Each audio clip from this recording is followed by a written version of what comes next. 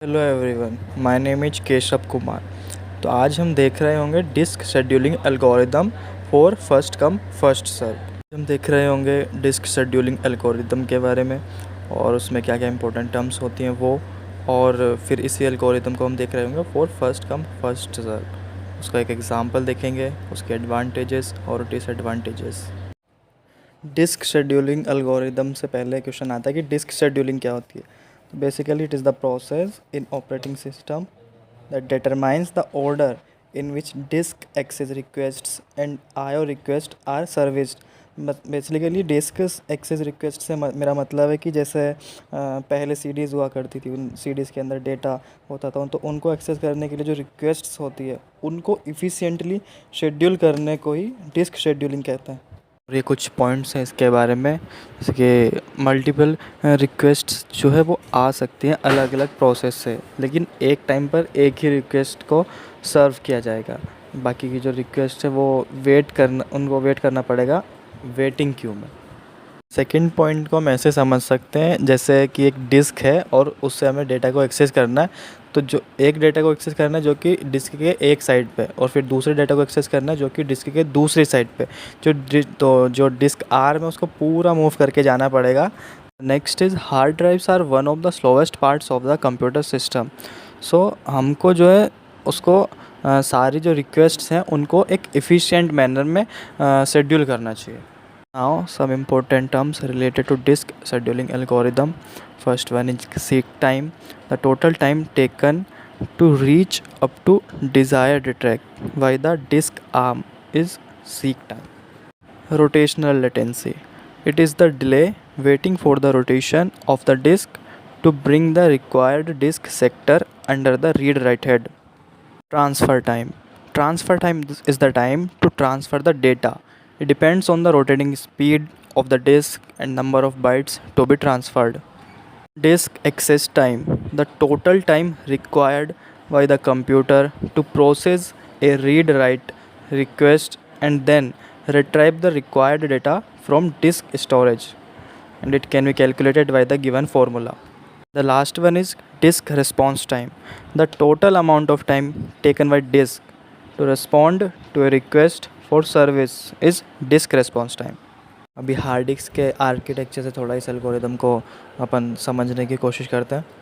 Hard disk is a collection of platters, जैसा कि इस पिक्चर में दिखाया भी गया है। प्लेटर्स जो होते हैं उसमें बहुत सारे ट्रैक्स होते हैं, और जो ट्रैक होते हैं वो सेक्टर्स में डिवाइड होते हैं। जो सीडीज़ हुआ करती थी उनको हम एज ए प्लेटर कंसिडर कर सकते हैं, और जो सीडीज़ होती थी उनके ऊपर काफ़ी सारी सर्कुलर लाइंस होती थी, तो उसको हम ट्रैक्स कह सकते हैं, और वो ट्रैक्स डिवाइडेड होते हैं सेक्टर्स में। तो जो भी एक यूज़र डेटा को स्टोर करता है तो वो प्लेटर के अंदर, ट्रैक के अंदर, सेक्टर में जाके स्टोर होता है। अगर अभी हम उसको एक्सेस करना चाहें, उस डेटा को फेच करना चाहें तो कैसे करें?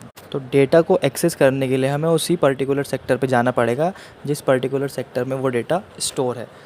उस सेक्टर पे जाने के लिए हम हेल्प लेते हैं रीड राइट हेड की।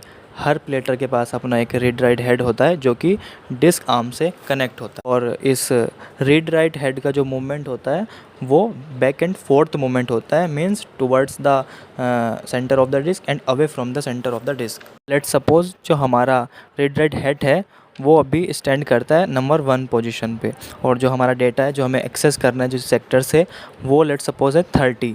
तो अभी उसको रीड राइट हेड को जो है वो 1 पोजीशन से 30 पोजीशन में जाना पड़ेगा उसको उस डेटा को एक्सेस करने के लिए, और जो टाइम लगेगा इस हेड को ऐसा करने में उसको हम कहते हैं सीक टाइम। इसका बेस्ट केस क्या हो सकता है कि जहाँ पे रीड राइट हेड स्टैंड करता है वही वाला सेक्टर को हमें एक्सेस करना है। So basically the goal of the disk scheduling algorithm is to minimize the seek time. Now disk scheduling algorithm, FCFS. The full form of FCFS is first come first serve. As the name suggests, the request which will come first will be served first. All the requests firstly are stored in a queue, and then according to the property of the queue, that is FIFO, first in first out, all the requests are served in the order they are entered in the queue. Let us understand this with the help of an example.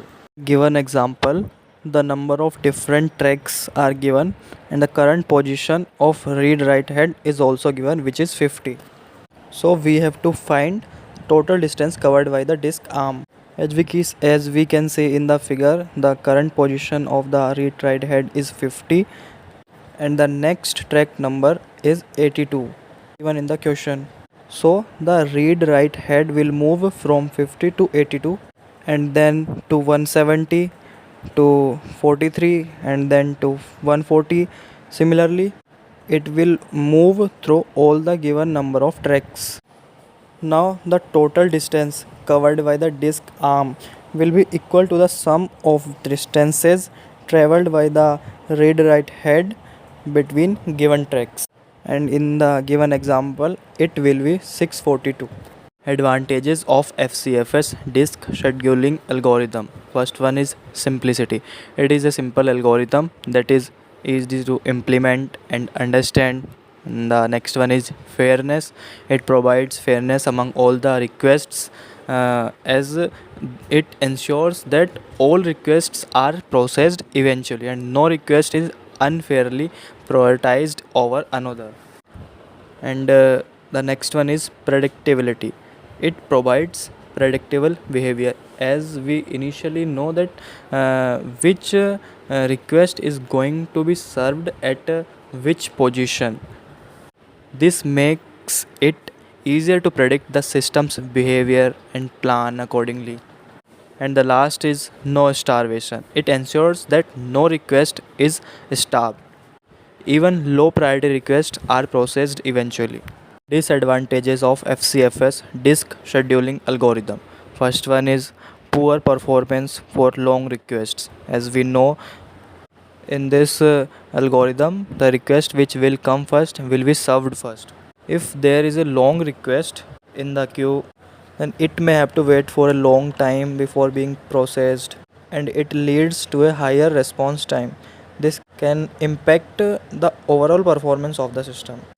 The second one is inefficient disk usage. FCFS does not consider the location of the data on the disk. Let's suppose the data which is going to be accessed first is at the edge of the disk, and the next data which is going to be accessed is at the center of the disk. So it can lead to inefficient disk usage, as request may not be processed in a way that optimizes disk access. The next one is convoy effect. When a long request is under processed, then the other request have to wait for a long time, and at the same time other request or also coming to the queue. So there is a build-up of requests in the queue, and it can lead to decreased system performance. The next one is no priority. In FCFS case, it does not provide any priority to any particular request, as in certain cases certain request may be more important than the other.